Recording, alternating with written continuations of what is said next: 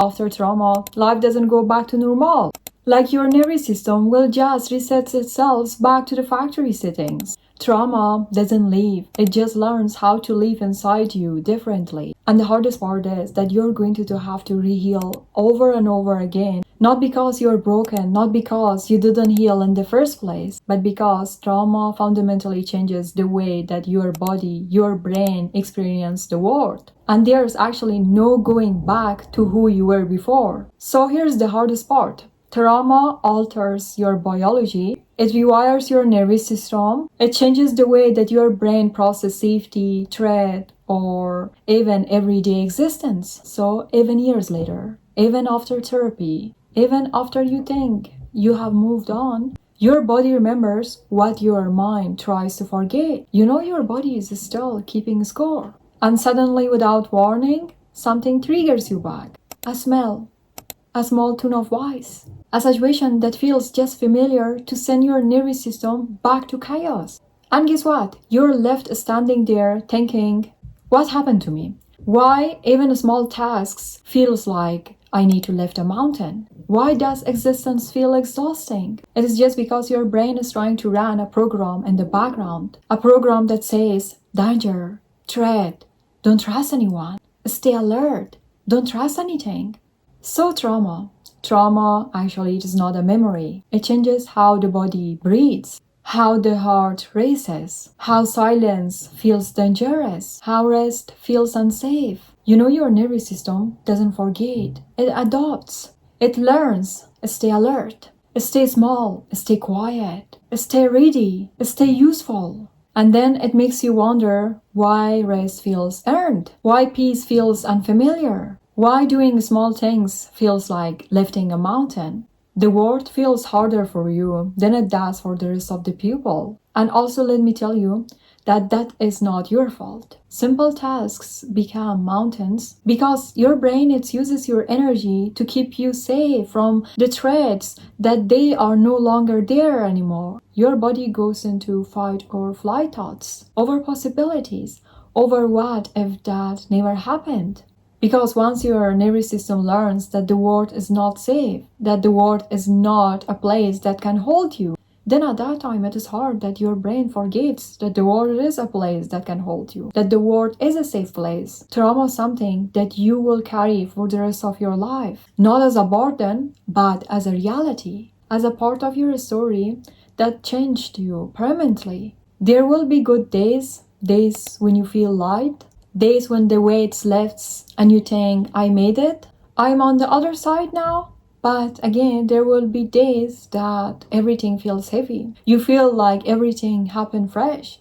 Your chest will be full with heavy emotions and your eyes maybe it cannot be open from what is happening. Days when something small, something that wouldn't even register to someone else, send you spiraling back where you thought you have escaped. And you know, you have to re-heal again and again and again. You have to remind yourself, I'm safe, this is not then, this is now. You will have to talk yourself down from the edge your own mind put you on. And yes, you will also have to extend grace for that body that doesn't feel like yours anymore because trauma reshaped it into something scared. Let me tell you something that most of the people never understand. Things that wouldn't trigger a normal person now trigger you, and that is not your responsibility to carry. Not because you're weak, not because you didn't heal yourself correctly, but because your nervous system now works differently. Your baseline for safety is different.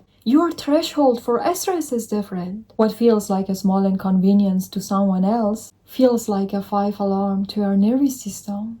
And the hardest part is that the world doesn't care. The world doesn't slow down. The world doesn't make accommodations for the war you are fighting every day to get through to the day. So that is why you have to learn your triggers. You have to know your patterns. You have to become hyper-aware of the narrative that your brain is feeding you. You have to learn how to catch yourself when the fear takes you over, when the familiarity, when the panic starts to rise, when your body locks up and your mind races with every possible worst case scenario. Because here's the reality. The pain that you're feeling isn't about what is happening right now. It is about what happened back then. Your brain is trying to protect you from a threat that no longer exists. But it also doesn't know the difference between reality and memory. You know what's exhausting? Living in a body that treats everyday life like a war zone. Having a nervous system that interprets a closed door as a danger, a raised voice as a threat, silence as calm before the actual storm. Yes, my dear, your brain creates feelings, and those feelings create psychological reactions. And then those reactions control your life, whether you realize it or not. So, your nervous system stays on duty, always watching, always listening, always predict what is the worst. You enter in a room, your body already memorized every excess before you sit down. You reread messages, searching for the hiding meaning, tune shifts, danger between the lines. Your mind jumped to worst case scenario because somewhere along the way, it learned that being unprepared is unsafe.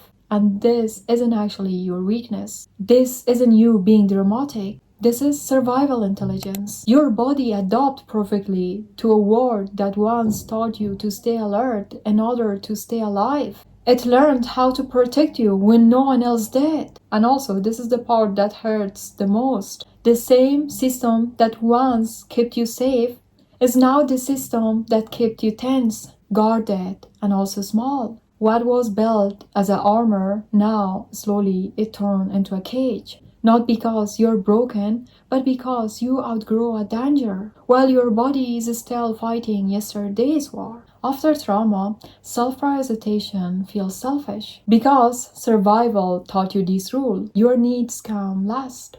Your comfort? It's optional. Your safety depends on others staying pleased. So now every time you choose yourself, your body panics. Not because it is wrong, but because it is new. Your nervous system actually mistakes boundaries for danger, rest for laziness, silence for abandonment, saying no for loose. And that is not intuition, that is conditioning. After trauma, you also learn a lie that if you stop proving your worth, you will be left. So you over-explain, you overgive, you overstay, you overfunction. You become someone easy to access and also too hard to understand. You think at that time that being needed will keep you safe. But what you're forgetting is that being needed is not the same as being valued. And consistently sacrificing yourself does not make you laughed. It makes you drained. You're going to have to meet yourself with compassion for the rest of your life. Compassion for the mornings when simply getting up feels like climbing a mountain. Compassion for the moments when something small hit you harder than it should. Compassion for the times when your body sounds the alarm when there is no visible danger.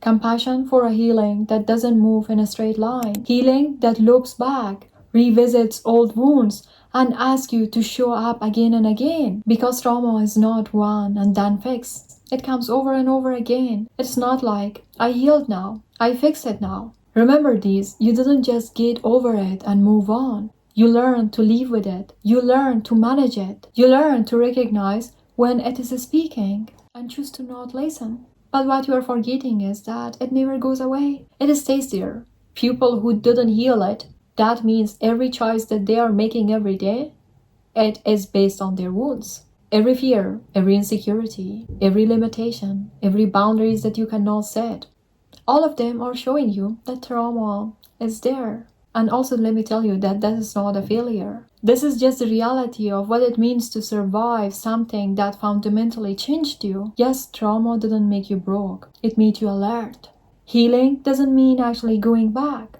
It means choosing yourself, even when it feels unfamiliar. Being selfish after trauma is not about pushing others away. It means you are finally standing beside yourself. At the moment when you stop asking, is this selfish, and start asking, is this safe for me?